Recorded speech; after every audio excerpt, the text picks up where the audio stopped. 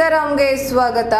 ನಾನು ನಿಧಿ ರಾಠೋಡ್. ಹಾಸನದಿಂದ ಪ್ರೀತಮ್ ಗೌಡ ಸ್ಪರ್ಧೆ ಮಾಡ್ತೀನಿ ಅನ್ನೋ ಹಾಗಿದ್ರೆ ಮಾಡ್ಸೋಣ, ಅವ್ರಿಲ್ ಬಂದು ಎಲೆಕ್ಷನ್ಗೆ ನಿಂತ್ಕೊಳ್ತೀನಿ ಅಂದ್ರೆ ನಿಲ್ಸೋಣ ಬಿಡಿ ಎಂದು ಮಾಜಿ ಸಿಎಂ HD ಕುಮಾರಸ್ವಾಮಿ ಅವರು ಮಾತನಾಡಿದ್ದಾರೆ. ಪ್ರೀತಮ್ ಗೌಡ ನನಗೆ ತಮ್ಮ ಇದ್ದ ಹಾಗೆ, ಅವರು ಈ ಒಂದು ಕ್ಷೇತ್ರದಿಂದ ಸ್ಪರ್ಧೆ ಮಾಡ್ತೀನಿ ಅನ್ನುವಂತಹ ಆಸಕ್ತಿ ಇದ್ರೆ ನಿಲ್ಸೋಣ, ಅವ್ರ ಪರವಾಗಿ ನಾವು ಕೆಲಸ ಮಾಡೋಣ, ಗೆಲ್ಲಿಸಿ ತರೋಣ ಅನ್ನೋ ರೀತಿಯಲ್ಲಿ ಮಾತನಾಡಿದ್ದಾರೆ.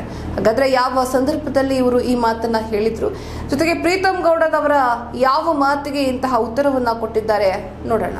ಜೆಡಿಎಸ್ NDA ಮೈತ್ರಿಕೂಟಕ್ಕೆ ಬೆಂಬಲ ಕೊಟ್ಟಿದೆ ಅಷ್ಟೇ, ಆದ್ರೆ ಮಂಡ್ಯ ಹಾಸನ ಕ್ಷೇತ್ರಗಳ ಕುರಿತು ಟಿಕೆಟ್ ಹಂಚಿಕೆಯಾಗಿಲ್ಲ ಅಂತ ಹಾಸನ ಮಾಜಿ ಶಾಸಕ ಪ್ರೀತಮ್ ಗೌಡ ಹೇಳಿದ್ದಾರೆ. ಈ ಬಗ್ಗೆ ಪ್ರತಿಕ್ರಿಯೆ ನೀಡಿದ ಮಾಜಿ ಸಿಎಂ HD ಕುಮಾರಸ್ವಾಮಿ ಅವರು ಚುನಾವಣೆ ನಿಲ್ಲಬೇಕು ಎಂದು ಅಂದುಕೊಂಡಿದ್ರೆ ಅವರನ್ನೇ ನಿಲ್ಲಿಸೋಣ, ಅವರು ನನ್ನ ತಮ್ಮಂತರಾನೇ ಅಲ್ವಾ ಎಂದು ಹೇಳಿದ್ದಾರೆ. ಅವರನ್ನ ನಿಲ್ಲಿಸಬೇಕು ಅಂದ್ರೆ ನಿಲ್ಲಿಸೋಣ ಬನ್ನಿ. ಇನ್ನು ಹಾಸನದ ಚನ್ನಂಗಿಹಳ್ಳಿಯಲ್ಲಿ ಮಾಧ್ಯಮದವರೊಂದಿಗೆ ಮಾತನಾಡಿದ ಮಾಜಿ ಸಿಎಂ HDK ಹಾಸನದಲ್ಲಿ ಪ್ರಜ್ವಲ್ ಸ್ಪರ್ಧೆಗೆ ಪ್ರೀತಮ್ ಗೌಡ ವಿರೋಧ ವಿಚಾರವಾಗಿ ಪ್ರತಿಕ್ರಿಯೆ ನೀಡಿದ್ರು. ಅವರು ನಮ್ಮ ಸ್ನೇಹಿತರೆ, ಅವರನ್ನ ನಿಲ್ಲಿಸಬೇಕು ಅಂದ್ರೆ ನಿಲ್ಲಿಸೋಣ ಬನ್ನಿ ಎಂದಿದ್ದಾರೆ. ನಾವು ಅವರು ಅಣ್ಣ ತಮ್ಮಂದಿರ ರೀತಿ ಹೊಂದಿಕೊಂಡು ಹೋಗ್ಬೇಕಲ್ವಾ, ಪಾಪ ಅವರು ಇನ್ನು ಯಂಗ್ ಏಜ್, ಮಾತನಾಡ್ತಾರೆ, ಮಾತಿನ ಬಿರುಸು ಜಾಸ್ತಿ, ಅವರು ಒಬ್ಬ ನಮ್ಮ ತಮ್ಮ ಅಲ್ವಾ, ಕೂತು ಸರಿಪಡಿಸಿಕೊಳ್ಳೋಣ ಎಂದು ಹೇಳಿದ್ದಾರೆ. ಇನ್ನು ಪ್ರಜ್ವಲ್ ರೇವಣ್ಣ ಪರ ಪರೋಕ್ಷವಾಗಿ ಕ್ಷಮೆಯಾಚಿಸಿದ ಮಾಜಿ ಸಿಎಂ, ಹಾಸನದಲ್ಲೂ ಸಹ ಜನತಾದಳದ ಅಭ್ಯರ್ಥಿ ಗೆಲ್ಲಬೇಕು, ನೀವು ಬೆಳೆಸಿರುವ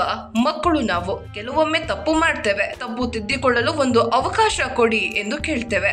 ನಾವು ತಪ್ಪು ಮಾಡಿದ್ರೆ ಪ್ರಾಯಶ್ಚಿತ್ತಕ್ಕೆ ಅವಕಾಶ ಇರಬೇಕು, ಅದರಿಂದ ನಿಮ್ಮ ಮೂಲಕ ಜನರಿಗೆ ಮನವಿ ಮಾಡಿದ್ದೇನೆ ಎಂದು ಪ್ರಜ್ವಲ್ ಪರವಾಗಿ ಚಿಕ್ಕಪ್ಪ ಪರೋಕ್ಷವಾಗಿ ಕ್ಷಮೆಯಾಚನೆ ಮಾಡಿದ್ದಾರೆ. ಜನರ ಸಮಸ್ಯೆ ದೊಡ್ಡ ಮಟ್ಟದಲ್ಲಿ ಬೆಳೆಯುತ್ತಿದೆ. ಇನ್ನು ಇದೇ ವೇಳೆ ಬಜೆಟ್ ಅಧಿವೇಶನದ ಕುರಿತು ಪ್ರತಿಕ್ರಿಯೆ ನೀಡಿ, ರಾಜ್ಯ ಸರ್ಕಾರ ದಿವಾಳಿ ಆಗಿದೆ ಅಂತ ಹೇಳಲ್ಲ, ಆದ್ರೆ ರಾಜ್ಯದ ಖಜಾನೆ ತುಂಬಿಸುವಲ್ಲಿ ಜನತೆ ಎಂದೂ ಕೂಡ ದರಿದ್ರ ಬರುವ ರೀತಿ ಮಾಡಿಲ್ಲ.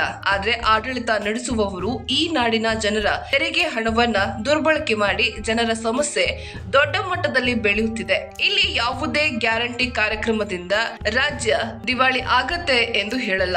ಯಾವತ್ತೂ ರಾಜ್ಯದ ಖಜಾನೆ ಸಂಪದ್ಭರಿತವಾಗಿದೆ. ಆದರೆ ಜನಸಾಮಾನ್ಯರ ಬದುಕು ಕಟ್ಟಲು ಯಾವ ರೀತಿ ಕಾರ್ಯಕ್ರಮ ಕೊಡಬೇಕು ಅನ್ನೋದು ಮುಖ್ಯ ಎಂದು ಹೇಳಿದ್ದಾರೆ. ಇದೇ ರೀತಿಯ ಮತ್ತಷ್ಟು ಪೊಲಿಟಿಕಲ್ ಅಪ್ಡೇಟ್ಸ್ಗಾಗಿ ನೋಡ್ತಾ ಇರಿ ಹೇ ಸೀತಾರಾಮ್, ಇದು ಸತ್ಯದ ಕೈಗನ್ನಡಿ.